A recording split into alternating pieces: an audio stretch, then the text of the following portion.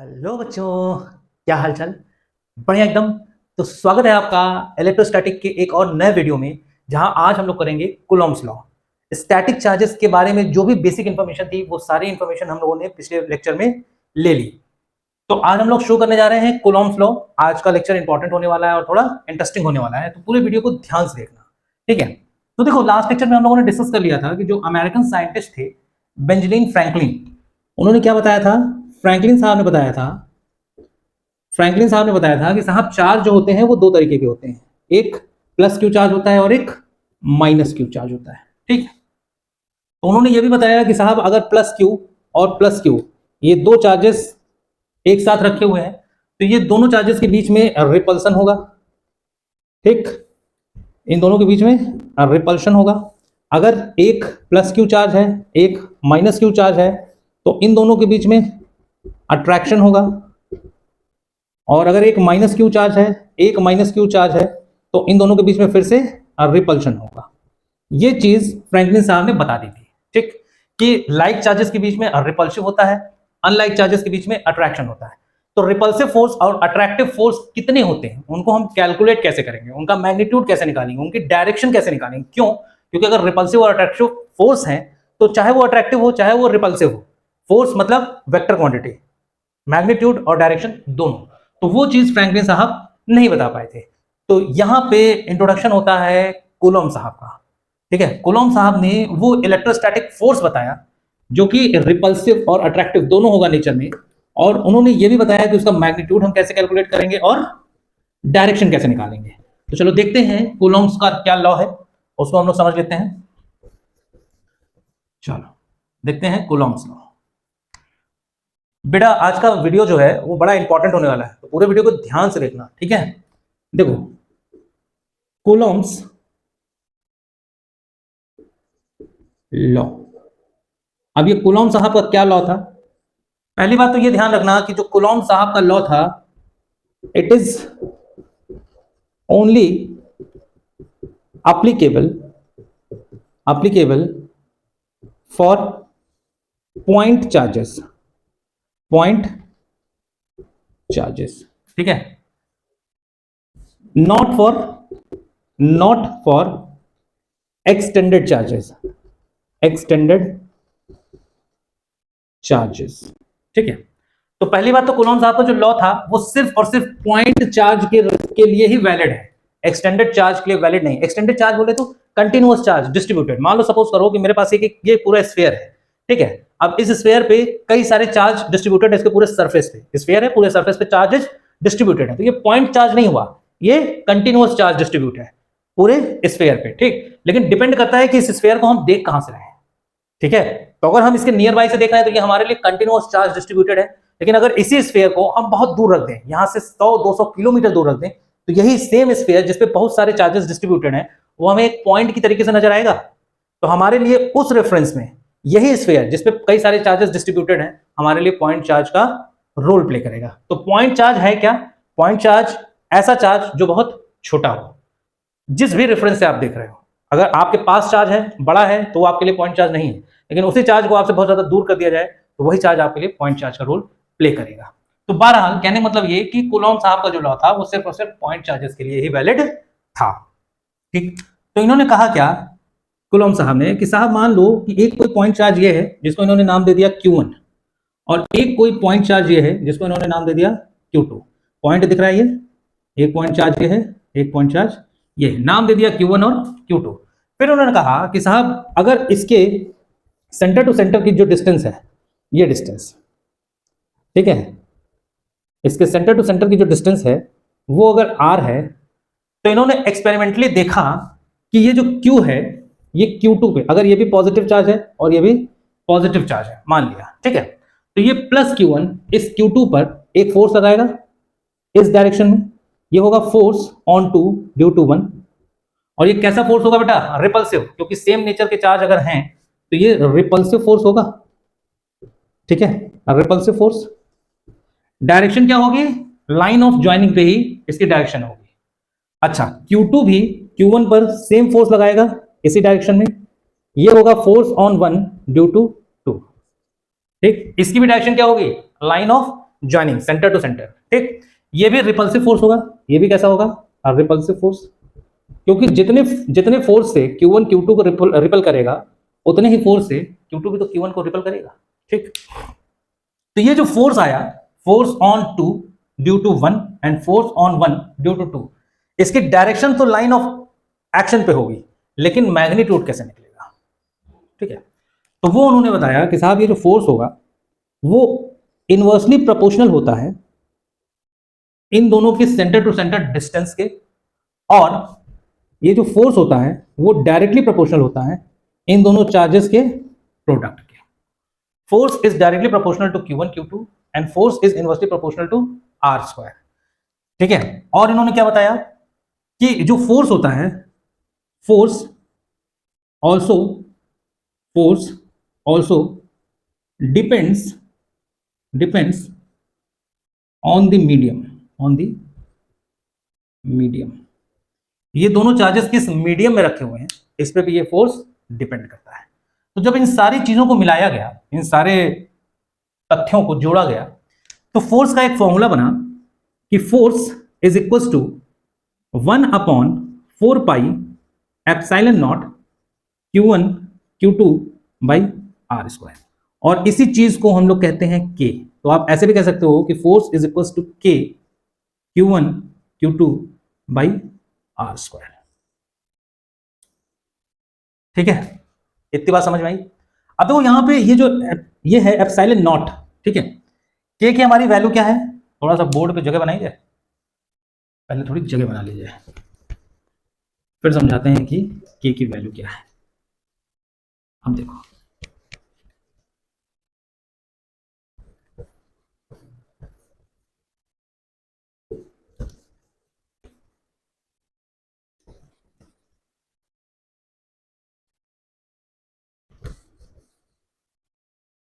तुम मुझे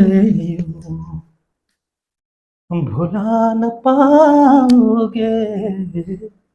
देखो फोर्स की जो वैल्यू आई वो आई K Q1 Q2 by R square, ठीक। ये वैल्यू K की आई, जहां पर K क्या है, K की वैल्यू है 1/4 पाई एप्सिलॉन नॉट। यहां पर एप्सिलॉन नॉट क्या है, एप्सिलॉन नॉट है परमिविटी ऑफ द मीडियम, ठीक है। तो ये जो परमिविटी ऑफ द मीडियम है ये हर एक मीडियम के लिए अलग अलग होगा, ठीक। एप्सिलॉन नॉट की वैल्यू हर एक मीडियम के लिए अलग अलग होगी। तो बाय डिफॉल्ट अगर हम वैक्यूम या एयर की बात करें, फॉर वैक्यूम और एयर, ठीक है, तो ये जो K होता है बोले तो K is equal to 1/4 pi epsilon naught, ठीक है। इसकी जो वैल्यू आती है ये वैल्यू आती है 9 × 10⁹, ठीक। अच्छा K की यूनिट क्या हो जाएगी, तो देखो K की यूनिट यहां से K की यूनिट अगर हमें बनानी है तो क्या हो जाएगा, F इक्वल्स टू K है Q1 Q2 by R square. Q1 Q2 क्या है, चार्ज है, चार्ज की यूनिट क्या होती है, कूलम। एक कूलम इसके लिए, एक कूलम इसके लिए, मतलब कूलम का स्क्वायर अपॉन R क्या है, सेंटर टू सेंटर डिस्टेंस, यानी डिस्टेंस की जो यूनिट होती है SI वो क्या होती है, मीटर। तो R स्क्वायर है दैट इज मीटर स्क्वायर, और फोर्स की यूनिट क्या होती है, न्यूटन। तो यहां से K की यूनिट क्या आ गई, K की यूनिट आ गई, ये मीटर स्क्वायर जाके यहां मल्टीप्लाई कर देगा न्यूटन मीटर स्क्वायर पर कूलम स्क्वायर। ये K की यूनिट आ गई बेटा, ध्यान रखना यहां से K की यूनिट क्या आ गई, newton metre square by coulomb square, ठीक। अब एक चीज और ध्यान रखो कि ये जो परमिविटी है, परमिविटी ऑफ द मीडियम है, इसकी यूनिट क्या होगी, ठीक है। हर एक मीडियम के लिए ये अलग अलग होगा ना भाई, तो इसकी यूनिट क्या होगी, पहली बात तो ये बताओ। तो देखो K की वैल्यू क्या है, K की जो वैल्यू है, वैल्यू सॉरी यूनिट क्या है, वैल्यू नहीं यूनिट, K की यूनिट क्या है, न्यूटन मीटर स्क्वायर पर कूलम स्क्वायर। 1 कांस्टेंट है, 4 कांस्टेंट है, पाई कांस्टेंट है, मतलब 1/एप्सिलॉन नॉट। सिर्फ यही तो मीडियम पे डिपेंड कर रहा है, बाकी सब तो कांस्टेंट है, 1 4 पाई सब कुछ कांस्टेंट। तो इसका मतलब एप्सिलॉन नॉट की जो यूनिट आएगी यहां से, एप्सिलॉन नॉट इक्वल्स टू क्या हो जाएगा, ये चीज रिवर्स कर दो, मतलब coulomb square upon newton metre square. ये यूनिट किसी आ गई, परमिविटी ऑफ द मीडियम की, ठीक है। तो अभी तो हम लोगों ने यूनिट की बात कर ली और इसकी वैल्यू की बात कर ली। ये सिर्फ और सिर्फ किसके लिए है भाई, ओनली फॉर वैक्यूम और एयर। इसके लिए इसकी वैल्यू है 9 into 10 to the power 9 newton metre square पर कूलम स्क्वायर। ठीक है, तो ये तो कूलॉम साहब का लॉ था कि जो फोर्स है वो के Q1 Q2 by R square होगा। अब सुनो एक चीज और कि ये फोर्स जो है उसकी डायरेक्शन क्या होगी, सेंटर टू सेंटर ज्वाइन करने वाली लाइन के अलोंग।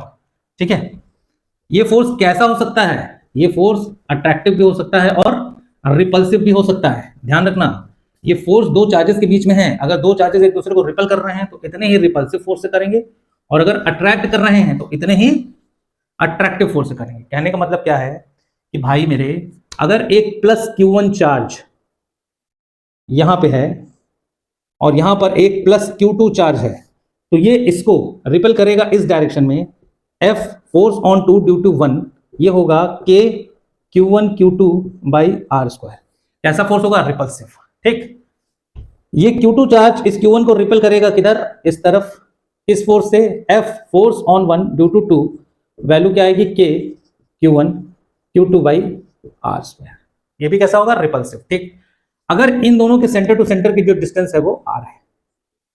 ठीक है, यहीं पे अगर एक प्लस Q1 चार्ज हो और एक माइनस Q2 चार्ज हो और इन दोनों के बीच की जो डिस्टेंस है वो r हो।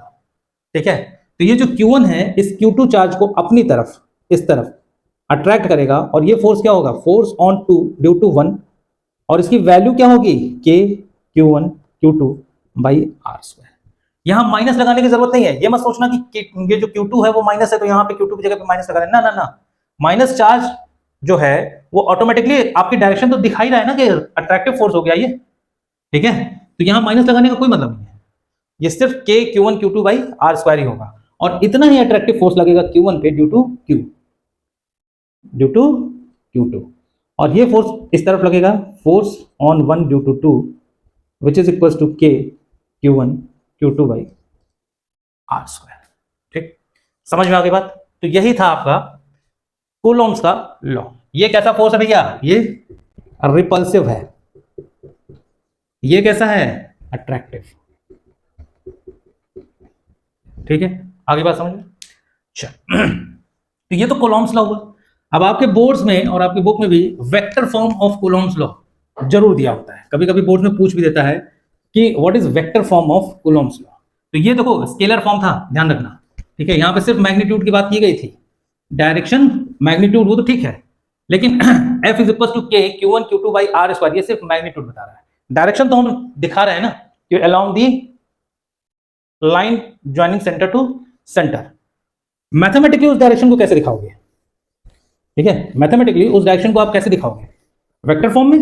क्यों, क्योंकि वेक्टर फॉर्म में मैग्नीट्यूड और डायरेक्शन दोनों दिखाना होता है। तो सुनो, vector form of Coulomb's law कैसे हम लोग डिराइव करेंगे। Vector form of Coulomb's law,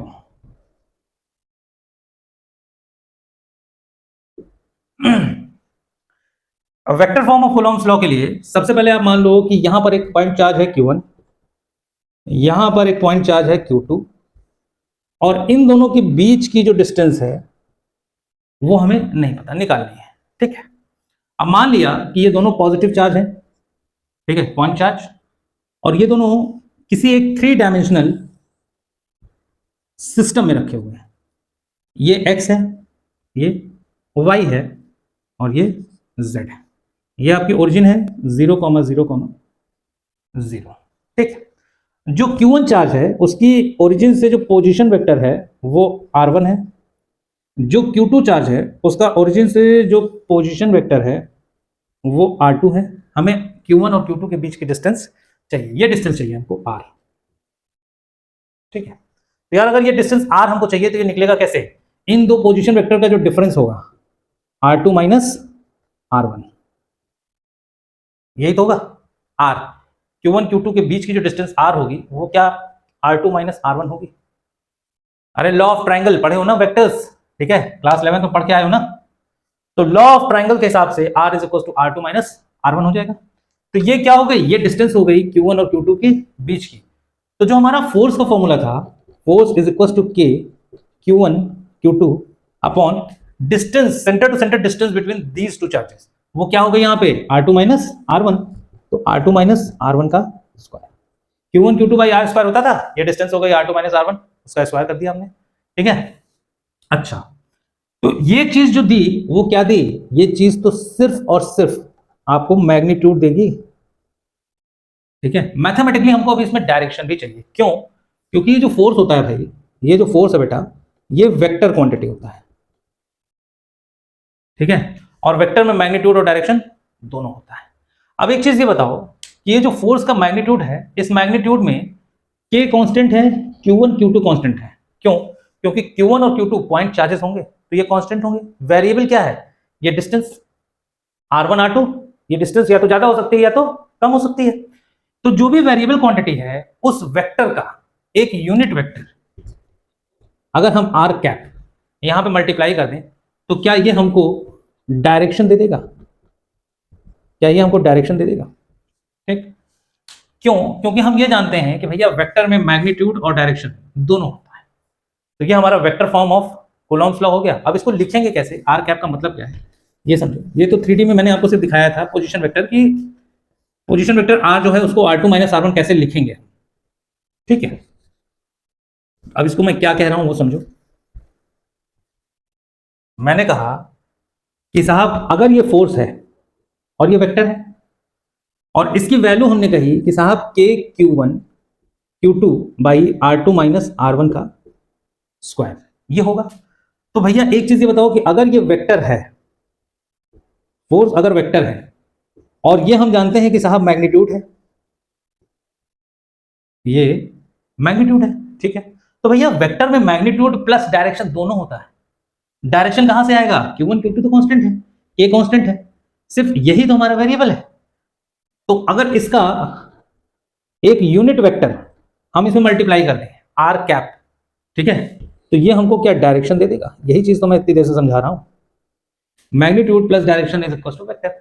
अब यूनिट वेक्टर कैसे निकालते हैं, तो भैया यूनिट वेक्टर आर कैप निकालने के लिए आपको vector R divided by mod of vector R ये करना पड़ेगा। किसी भी वेक्टर का यूनिट वेक्टर क्या बताता है, उस वेक्टर की डायरेक्शन। किसी भी वेक्टर का यूनिट वेक्टर क्या बताता है, उस वेक्टर की डायरेक्शन। तो भैया यहाँ पे R2 माइनस R1 क्या था, वेक्टर था। इस वेक्टर की जो डायरेक्शन होगी वही फोर्स की डायरेक्शन होगी, ठीक है। इस वेक्टर की जो डायरेक्शन होगी वही फोर्स की डायरेक्शन होगी। तो इस वेक्टर की डायरेक्शन हमें कैसे मिलेगी, इसका यूनिट वेक्टर निकाल के। यूनिट वेक्टर कैसे निकलता है, अगर वेक्टर आर का यूनिट वेक्टर निकालना है तो vector R divided by mod of vector R, ठीक है। तो यहां से यूनिट वेक्टर आर कैप क्या होगा, वेक्टर आर क्या आया था यार, याद करो, R2 minus R1, R2 minus R1 divided by mod of R2 minus R1, ये तो होगा। अच्छा, स्क्वायर करने का मतलब क्या है, ये भी तो मॉड ही है ना, मैग्नीट्यूड ही तो है ये, तो मतलब ये मॉड है, ठीक। तो जो आर कैप हमारा आया, आर कैप की जगह पे R2 minus R1 upon mod of R2 minus R1, क्या हम इस चीज को यहां पे लिख सकते हैं, अगर लिख सकते हैं तो लिख दो, vector R2 minus vector R1 divided by mod of R2 minus mod of R1। Mod है तो वेक्टर लगाने की जरूरत नहीं है क्योंकि वैसे भी मैग्नीट्यूड ही आना है, ठीक है। इतनी बात समझ में आती है। तो भाई ये जो सेम फॉर्मूला आपका था फोर्स का, ये फॉर्मूला आप किसमें चेंज हो जाएगा, ये फॉर्मूला आपका बन जाएगा फोर्स इज इक्वल टू के Q1 Q2 upon R2 minus R1 mod का स्क्वायर है और यहाँ पे मॉड R2 माइनस R1 है, तो ओवरऑल हम लिख सकते हैं R2 माइनस R1 का cube into vector R2 minus vector R1। बोलो, ये लिख सकते हैं। और अगर हम ये लिख सकते हैं तो यही है आपका vector form of Coulomb's law, vector form of Coulomb's law, ठीक। कुछ नहीं करना था यार, सिंपली एक यूनिट वेक्टर आपको मल्टीप्लाई करना था जो ये बताएगा कि इस फोर्स की डायरेक्शन किधर होगी मैथमेटिकली। वैसे तो हम लोग थ्योरेटिकली देख ही रहे थे ना कि Q1 से Q2 को जो लाइन ऑफ ज्वाइनिंग सेंटर था उसी लाइन पे ये फोर्स लगेगा। अगर रिपल्सिव है तो अवे लगेगा चार्जेस से, अगर अट्रैक्टिव है तो टूवर्ड्स लगेगा। लेकिन मैथमेटिकली इसको कैसे प्रूव करोगे, तो मैथमेटिकली ये है, ठीक। अब देखो, अब ये पूछ देता है कभी कभी ये वेक्टर फॉर्म तो आ गया। अब सुनो, अब देखो ये चीज हम लोगों ने देख ली कि भाई जो हमारा एफ आया, ठीक है, वो आया है के Q1 Q2 by R square. इसको हम क्या कहते हैं? Electrostatic force. अब एक फोर्स और होता है, आप जानते होगे, ग्रेविटेशनल फोर्स ऑफ अट्रैक्शन। ठीक है, इसकी वैल्यू क्या होती है? Capital G m1 m2 by R square. ठीक है, तो एक चीज कभी कभी बोर्ड में ये भी पूछ देता है कि ये दोनों फोर्सेस देखने में एक जैसे ही हैं, K Q1 Q2 by R square, G m1 m2 by R square, देखने में एक ही जैसे सिमिलर लग रहे हैं। तो बोर्ड्स में कभी कभी ये भी पूछ देता है कि इन दोनों फोर्सेस की सिमिलैरिटीज बताइए और डिसिमिलैरिटीज बताइए। ठीक है, तो और डिस्कस कर लेते हैं इसको भी कि इन दोनों फोर्सेस के बीच में सिमिलैरिटीज क्या क्या है और डिसिमिलैरिटीज क्या क्या है। तो देखो, अगर सबसे पहले हम लोग सिमिलैरिटीज की बात करें, सिमिलैरिटीज की बात कर लें, ठीक है, स्पेलिंग समझ में आ रही है? थोड़ा रंग से लिख दिया जाए, राइटिंग मेरी थोड़ी सी अच्छी है तो समझने की कोशिश करना। सिमिलैरिटीज, देखो एक बात ये बताओ कि ये जो इलेक्ट्रोस्टैटिक फोर्स है ये भी 1/r² है, और ये जो ग्रेविटेशनल फोर्स है ये भी 1/r² है। इसका मतलब क्या कि both follow inverse square law. ठीक है, देखो इन दोनों में जो फोर्स है वो प्रोपोर्शनल है 1/r² के। ठीक है, तो बेटा इसको हम क्या कहते हैं? Inverse square law. ठीक, पहली सिमिलरिटी क्या है? इन दोनों में ही इनवर्स स्क्वायर लॉ है। दूसरी चीज, दूसरी सिमिलरिटी क्या है कि ये जो फोर्स ऑफ अट्रैक्शन है इलेक्ट्रोस्टैटिक, और ये जो फोर्स ऑफ अट्रैक्शन है ग्रेविटेशनल, ठीक है, ये दो के दोनों ही फोर्स लाइन ऑफ एक्शन पे ही लगते हैं, या line of joining centre to centre. ठीक है, ये दो के दोनों किस पे लगते हैं? Line of, line of joining centre to centre. दो के दोनों ही forces line of joining centre to centre, दो मासेस या दो चार्जेस का जो centre to centre line join कर रहा है उसी पे ये दो के दोनों फोर्सेस लगते हैं। ठीक, तो ये तो सिमिलरिटी हो गई। दूसरा डिसिमिलरिटी की अगर हम बात कर ले, डिस सिमिलैरिटीज, डिसिमिलैरिटीज क्या होंगी इसकी? देखो, पहली बात कि जो इलेक्ट्रोस्टैटिक फोर्स है वो अट्रैक्टिव भी हो सकता है और रिपल्सिव भी, लेकिन ये सिर्फ और सिर्फ क्या होगा? अट्रैक्टिव। तो F E electrostatic force can be attractive as well as repulsive.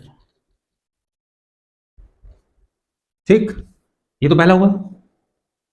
और इसमें F gravitational always always always attractive, ये कभी भी रिपल्सिव नहीं हो सकता। ठीक है, पहला ये हो गया।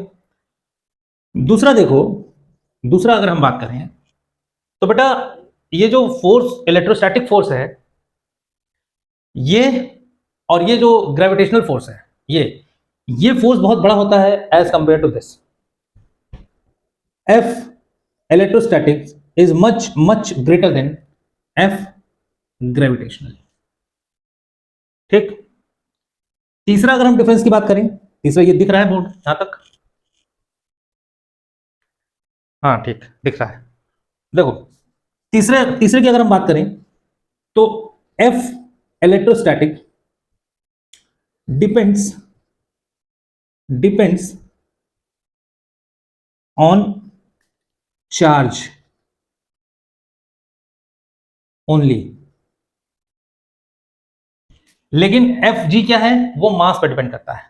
But force of gravitation depends on मास। अब इसका मतलब क्या है, समझो इसको। ये सिमिलरिटीज हो गई, ये डिसिमिलरिटीज हो गई। अब डिसिमिलरिटी में मैंने जो तीसरा पॉइंट लिखा है इसको मैं समझाता हूं। देखो इंपॉर्टेंट भी है ये, देख लेते हैं जरा।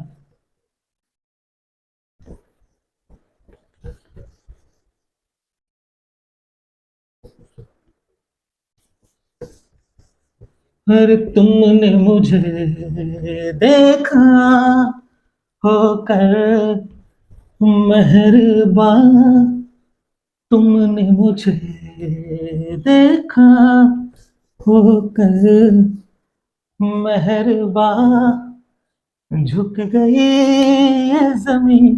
देखो मैं क्या कह रहा हूं कि जो इलेक्ट्रोस्टैटिक फोर्स है वो डिपेंड करता है, डिपेंड्स ऑन चार्जेस। यही तीसरा पॉइंट था।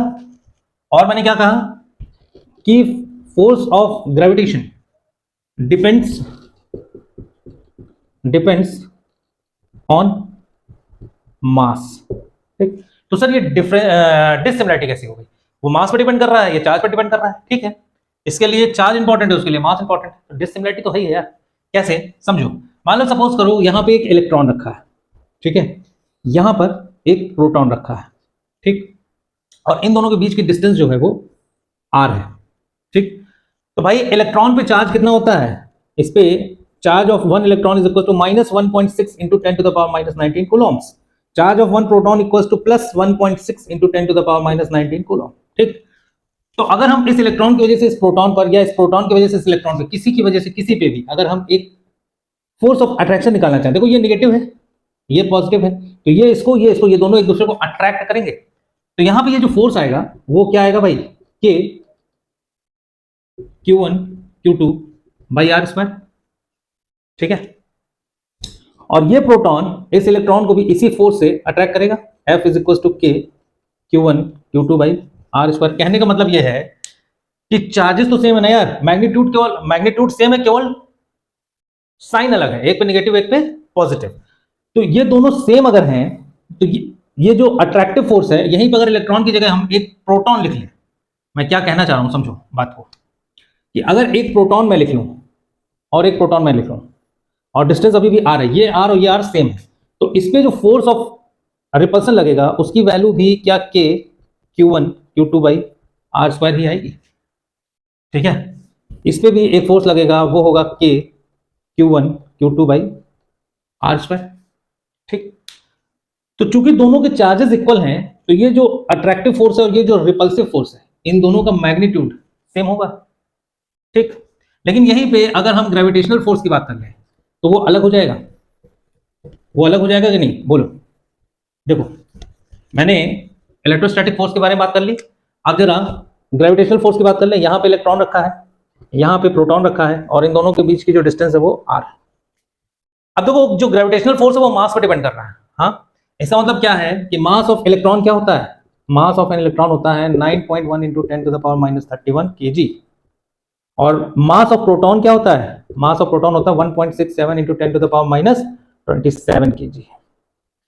ठीक, दोनों के मासेस अलग अलग हैं, दोनों के मासेस अलग अलग हैं, तो अगर एक इलेक्ट्रॉन एक प्रोटॉन है तो इन दोनों का फोर्स ऑफ अट्रैक्शन कुछ और होगा। Fg जो होगा वो होगा capital G into 9.1 into 10 to the power -31 into 1.67 into 10 to the power -27 by R square. अब ये आर जो भी हो, ठीक, लेकिन यहीं पे अगर मैं एक प्रोटॉन रख दूं,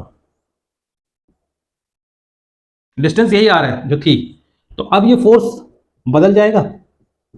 capital G is equal to, दोनों ही प्रोटॉन हो गए, अब क्या हो जाएगा? 1.67 into 10 to the power -27 into 1.6 into 10 to the power -27 by R square. देखो यहाँ पे 10 टू द पावर -31 है, यहाँ पे 10 टू द पावर -27 है, तो ये एफ जी दोनों ही केसेस में अलग आ गया। यहीं पे एफ ई क्या आ रहा था? इस वाले केस में भी एफ ई आ रहा था के Q1 Q2। Q1 पे भी चार्ज था 1.6 इंटू 10 टू द पावर -19, और प्रोटॉन पे भी चार्ज था 1.6 into 10 to the power -19 by R square. इस केस में क्योंकि चार्जेस दोनों पे सेम थे, यहाँ पे भी चार्जेस दोनों में सेम है, तो यहाँ पे भी एफ ई क्या आएगा? K 1.6 into 10 to power -19 into 1.6 into 10 to power -19 by R square. बोलो आएगा? तो इन दोनों ही केसेस में इलेक्ट्रोस्टैटिक फोर्स कांस्टेंट है, लेकिन ग्रेविटेशनल फोर्स बदल गया। दैट मीन्स क्या? कि ये भी आपका एक डिसिमिलरिटी में काउंट होगा। ठीक है, इतनी बात समझ में आई? तो सिमिलरिटी और डिसिमिलरिटी में इतना ही था। अब इसके बाद हम लोग बात कर लेते हैं जरा, अब बात कर लेते हैं जरा limitation, limitation of Coulomb's law, Coulomb's law के लिमिटेशन के बारे में थोड़ी सी बात कर लेते हैं। ठीक, तो इसका देखो पहला लिमिटेशन तो मैं पहले ही बता चुका हूं क्या, कि कूलोम्स लॉ सिर्फ और सिर्फ पॉइंट चार्जेस के लिए एप्लीकेबल है। तो पहला लिमिटेशन क्या हो जाएगा, it is not applicable on extended charge,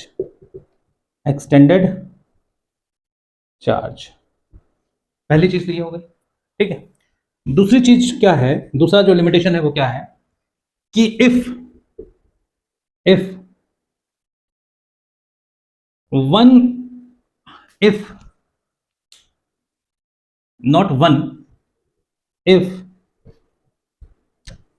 both the charges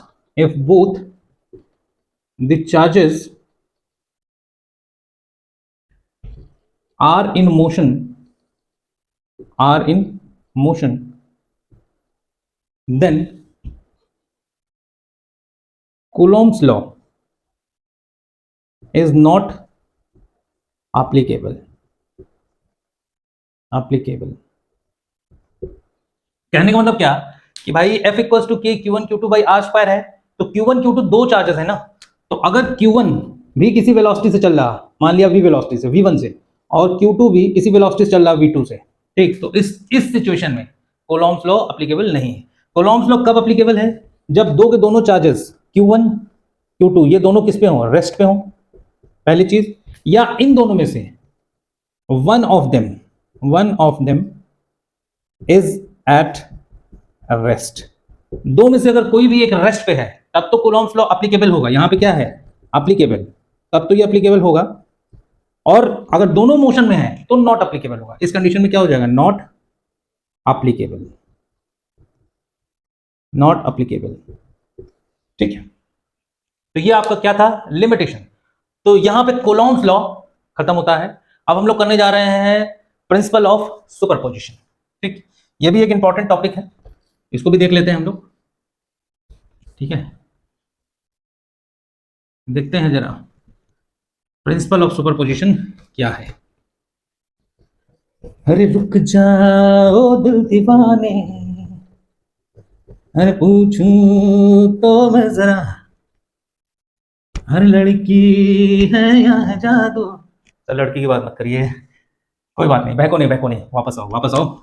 और हम लोग करने जा रहे हैं प्रिंसिपल ऑफ सुपरपोजिशन। देखो, प्रिंसिपल ऑफ सुपरपोजिशन कहता क्या है, कि मान लो कोई एक सिस्टम है जहां पर एक Q1 चार्ज रखा हुआ है, मान लिया Q1 चार्ज है, और यहाँ पे कहीं Q2 चार्ज है, यहाँ पे कहीं Q3 चार्ज है, और मान लिया सपोज यहाँ कहीं Q4 चार्ज है। ठीक, एक ये सिस्टम है और इस पूरे सिस्टम में ये इतने सारे चार्ज रखे हुए हैं।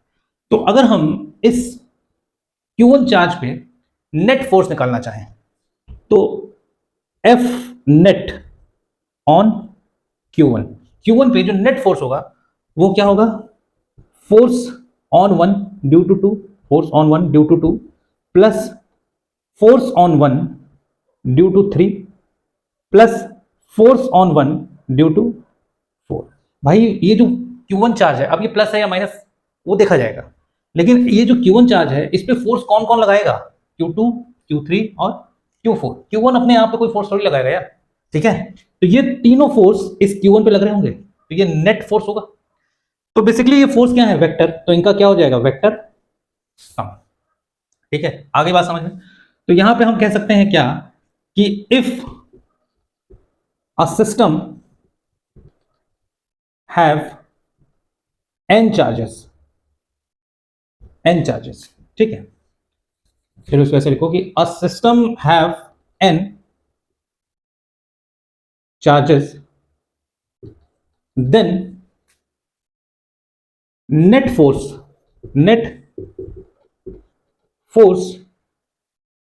on one of them, net force on one of them will be the vector sum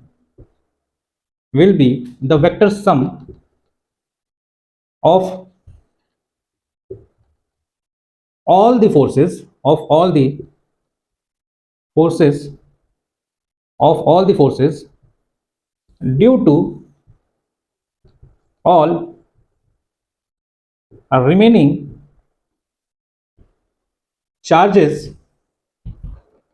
on that charge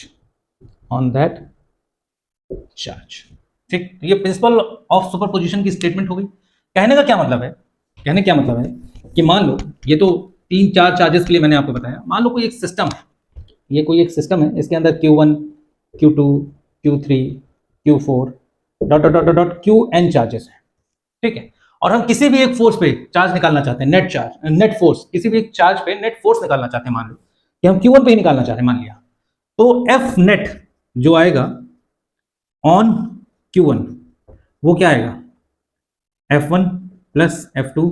मान लिया कि F1 फोर्स है Q1 पे Q2 की वजह से, Q3 Q4, तो F1 F2 F3 plus dot dot dot dot plus Fn n minus 1। ये वन पे है ड्यू टू 2, ये 1 पे है ड्यू टू 2। इसको ऐसे लिखो यार, थोड़ा सा ये जस्टिफाइड वे में लिख लो। देखो, नेट फोर्स ऑन Q1 आएगा force on 1 due to 2 plus force on 1 due to 3 plus force on 1 due to 4 plus dot dot dot dot force on 1 due to n minus 1, ठीक है। सारे चार्जेस की वजह से जो फोर्सेस आएंगे उसका वेक्टर सम कर देंगे तो हमें क्या मिल जाएगा, net force on that charge. यही कहलाता है आपका प्रिंसिपल ऑफ सुपरपोजिशन।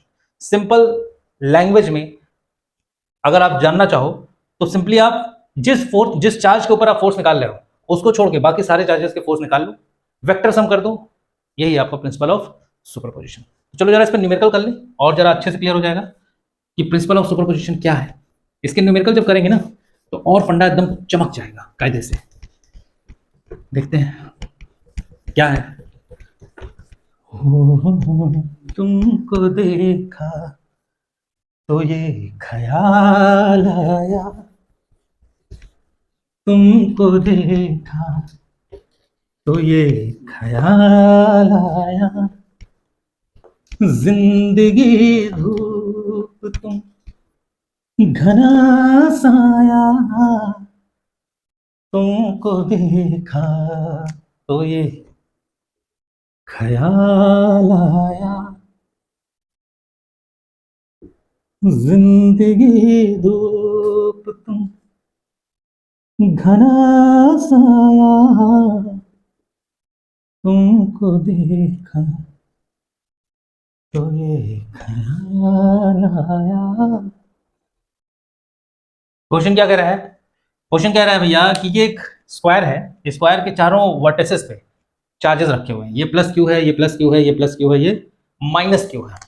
ये वर्टेक्स ए है, ये वर्टेक्स बी है, ये वर्टेक्स सी है, ये वर्टेक्स डी मान लिया।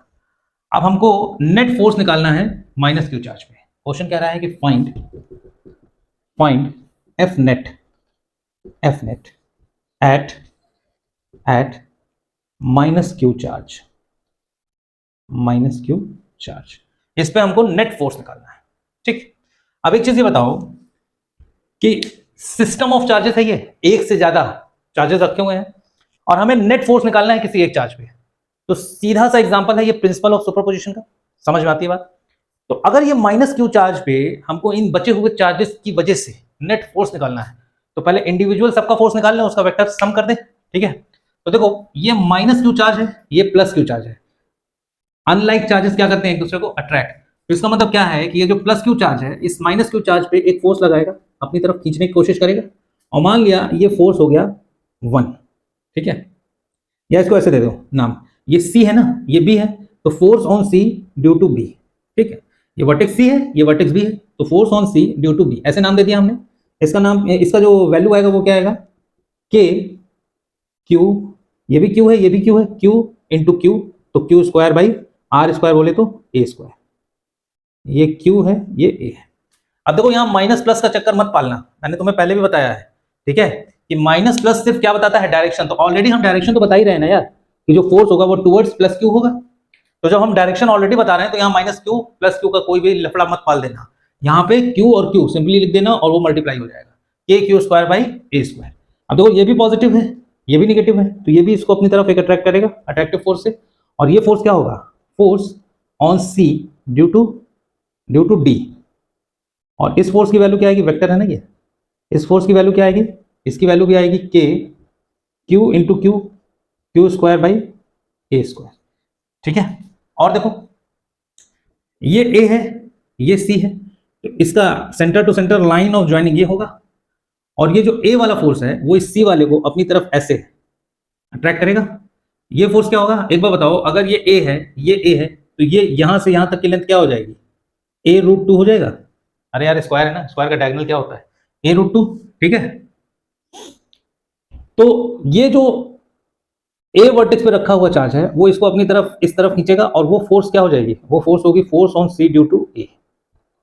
ठीक है, इसकी वैल्यू क्या आएगी, इसकी वैल्यू लिख ले जरा यहाँ पे साइड में, force on C due to A, K Q square by A square, ये डिस्टेंस होगी, बाई आर स्क्वायर होता है तो ये डिस्टेंस होगी, ए स्क्वायर इंटू टू मतलब 2a स्क्वायर। भाई ए रूट टू का स्क्वायर करोगे तो ए का स्क्वायर हो जाएगा, रूट टू का स्क्वायर करोगे तो रूट खत्म, 2a स्क्वायर। ये फोर्स आ गया, इतनी बात समझ में आ गई। एक ये है, एक ये है, और एक ये तीन फोर्सेस हैं। इन तीन फोर्सेस का वेक्टर सम कर लें, मतलब ये चार्ज माइनस क्यू था, इस पे एक फोर्स इधर आ रही है, ये फोर्स क्या है, force on C due to B, F C B. एक फोर्स इस तरफ आ रही है, ठीक है, ये फोर्स क्या है, force on C due to D, F C D. एक फोर्स इस डायरेक्शन में आ रही है, वो फोर्स क्या है, force on C due to A, इस तरफ force on C due to A. इसका सम ही तो हमको निकालना है। ठीक, तो एक काम करो, पहले इन दोनों को सॉल्व कर लो। ये है एफ सी बी और ये है एफ सी डी। इन दोनों के बीच का एंगल क्या है, 90 डिग्री। दो वेक्टर का सम कैसे करते हैं, इसका एफ नेट जो निकालिएगा, एफ रिजल्टेंट जो आएगा वो क्या आएगा, root over F C B का square plus F C D का square plus 2f C B F C D cos 90 degree. और कॉस 90 की वैल्यू कितनी होती है, 0। मतलब ये पूरा का पूरा टर्म कितना हो जाएगा, 0। मतलब एफ आर जो आएगा रिजल्टेंट वो आएगा root over F C B plus F C D. और देखो न्यूमेरिकल वैल्यू दोनों की सेम है, तो ये क्या आ जाएगा, के Q square by A square का होल स्क्वायर। क्यों, क्योंकि एफ सी बी की वैल्यू भी यही है, एफ सी डी की वैल्यू भी यही है, तो दोनों का जब स्क्वायर करेंगे तो ये 2 टाइम्स आ जाएगा इंटू 2। बोलो, यही सेम क्वांटिटी यहां आएगी स्क्वायर में, यही सेम क्वांटिटी यहां आएगी, दोनों को कॉमन ले लिया, इंटू 2 कर दिया 2 बार। तो एफ रिजल्टेंट यहां से हमारा क्या आ गया, एफ रिजल्टेंट हमारा आ गया, ये बाहर आ गया, K Q square by A square into under root 2 into under root. ये दिख रहा है बोर्ड में, कैमरे में, ठीक, बल्कि इसको थोड़ा सा यहां लिख लो, दिक्कत कर रहा है। इसकी जो वैल्यू आएगी वो वैल्यू आएगी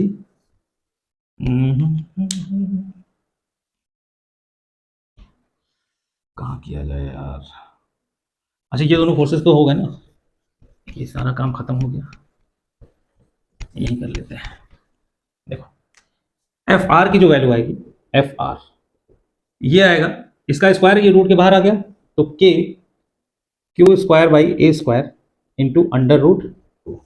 ये रिजल्टेंट फोर्स इस डायरेक्शन में आएगा, ये एफ आर होगा, और ये एफ आर और एफ सी ए दोनों एक ही डायरेक्शन में है। अगर दो वेक्टर एक ही डायरेक्शन में है तो इसका मतलब उनको सिंपली हम ऐड कर सकते हैं।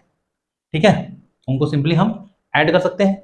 तो ये देखो एफ सी ए की वैल्यू क्या है, मतलब एफ नेट जो आएगा, ये F net at minus Q, F net जो आएगा वो आएगा F R plus F C A, F C A, क्योंकि एफ आर और एफ सी ए ये दो के दोनों ही क्या हैं, एक ही डायरेक्शन में, यही तो एफ नेट होगा।